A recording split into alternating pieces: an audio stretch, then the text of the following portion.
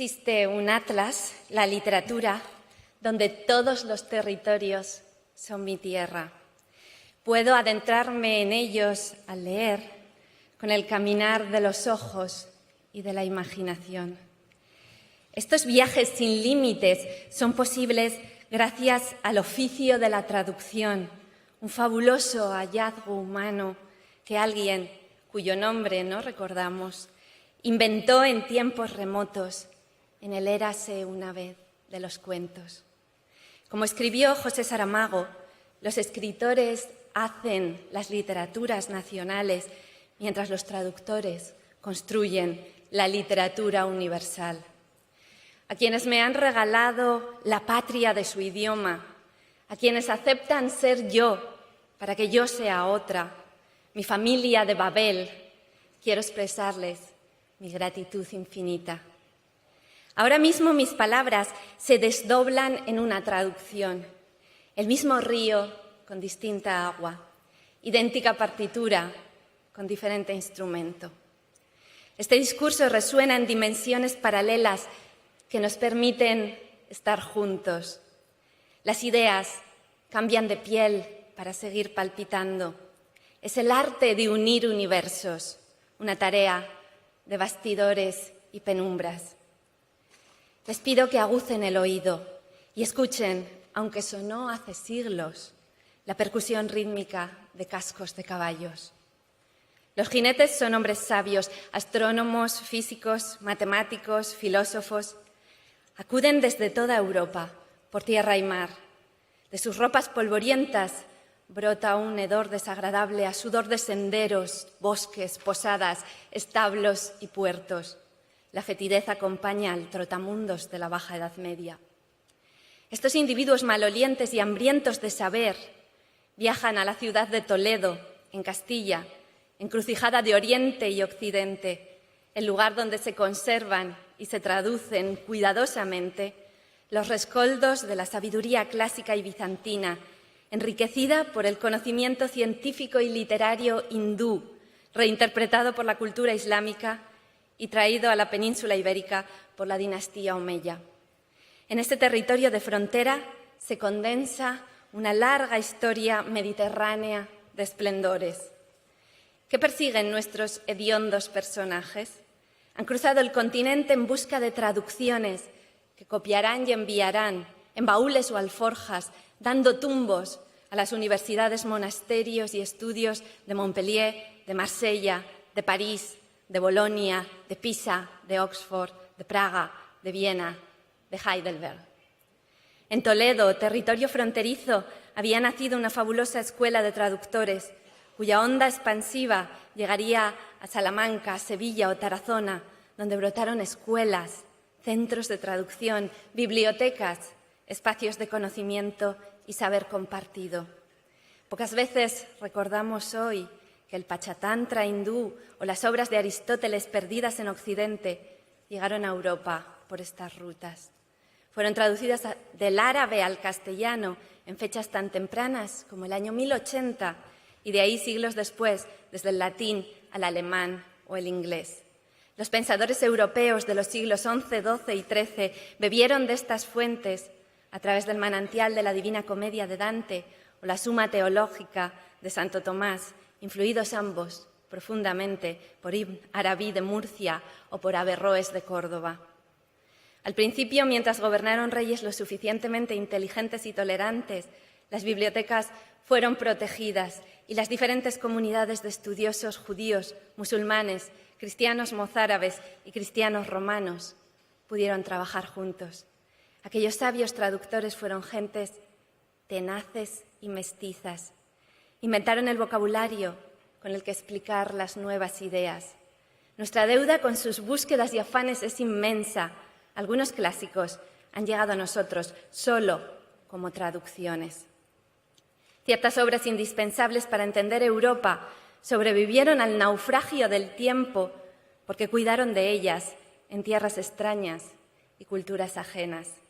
En palabras de Walter Benjamin, la traducción se alumbra en la eterna supervivencia de las obras y en el infinito renacer de las lenguas. Cervantes les hizo un homenaje sutil. El Quijote se presenta como la traducción de una crónica escrita por un imaginario sabio musulmán llamado Cide Hamete Benengeli. En un momento trepidante de las andanzas del caballero, el manuscrito se interrumpe de pronto y Cervantes, el narrador, busca desesperadamente otro ejemplar para averiguar el desenlace. El lugar donde recuperamos el hilo de la historia es, por supuesto, Toledo. En un mercado de la ciudad aparece un misterioso cartapacio escrito en caracteres arábigos. Un morisco que pasaba por allí descubre en esos papeles las aventuras de Don Quijote y recibe el encargo de traducirlo. Cuando la versión en castellano está lista, ya podemos sumergirnos de nuevo en la lectura. Me fascina que este clásico se disfrace de traducción. Un juego, sí, pero también un reconocimiento a la trenza de culturas, idiomas y filosofías que una vez fuimos. Tras 2 o 3 siglos de frágil tregua, el mestizaje dio un vuelco triste hacia la obsesión por la pureza de sangre y las expulsiones que padecerán los judíos sefardíes y los moriscos. Aún así, desde sus orígenes, la literatura española, como el propio Don Quijote, desciende de la Mancha, la tinta manchada del mestizaje y la mezcla, también en sus distintas lenguas y acentos. El género mestizo por excelencia, la novela, alcanzó su forma moderna en España. La novela picaresca, nuestra peculiar aportación, está poblada de personajes marginales, impuros e impúdicos. Desde la Celestina, escrita probablemente por un judío, hasta el hambriento y despreciado Lazarillo, o los viajes por los bajos fondos europeos de la Lozana andaluza. Fruto de otras amalgamas y heridas nacerán el inca Garcilaso de la Vega, la cubano-española Gertrudis Gómez de Avellaneda, que escribió la primera novela antiesclavista de la historia, los romances bastardos de Lorca y el corazón gitano y negro del flamenco. La historia de la literatura también está plagada de exilios, otra forma de vida fronteriza. Los escritores despojados de sus lectores, prohibidos en su patria, dependen de las traducciones para recuperar ese país irrenunciable que son los lectores. Mis padres me hablaron a menudo de las trastiendas de las librerías durante la dictadura, donde con riesgo y espíritu aventurero acudían a comprar títulos prohibidos en ediciones llegadas del extranjero. De nuevo, lo propio se salvó fuera. Una de esas autoras proscritas, la filósofa María Zambrano, escribió que el pensamiento nace del acto de preguntar, cuando una idea quiebra los moldes que la contienen. Por eso, traducir es una tarea filosófica, henchida de preguntas, desgarro y renacer. O como afirmaba Goethe en el Diván, la aproximación desde lo extraño a lo propio y familiar, el acercamiento entre lo conocido y lo desconocido. Ahora mismo pronuncia el mismo discurso con palabras amorosamente enhebradas, una voz que no es mi voz, retirada en la intimidad de su cabina, a veces titubeante. ¿La escuchan? Mientras rugen los discursos que nos dividen, celebremos a quienes sigilosamente, en la leal penumbra, reconstruyen con los sillares de la complejidad, desde la edición y la traducción, imaginarios de esperanza compartida. Frankfurt es especialmente capital y encrucijada de traducciones. Aquí la literatura y las ideas vienen en busca de otra piel, de renacimientos sin fin. Al traducir, partimos de la diferencia para reivindicar la cercanía. Afirmamos que es preciso usar la imaginación para ser fieles.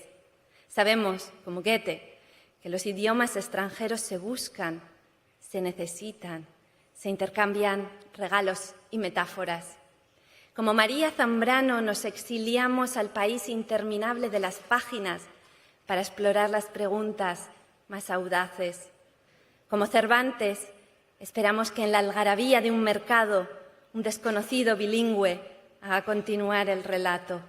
Somos los descendientes, duchados y perfumados, de aquellos viajeros ávidos de conocimiento que cabalgaban hace siglos rumbo a Toledo en busca de las rutas misteriosas y mestizas de los libros. Für eine Buchliebhaberin wie mich Es ist ein Fest, an dieser Messe teilzunehmen. Danke für das Vertrauen, für dieses unfassbare Geschenk, für die erstaunliche Ehre.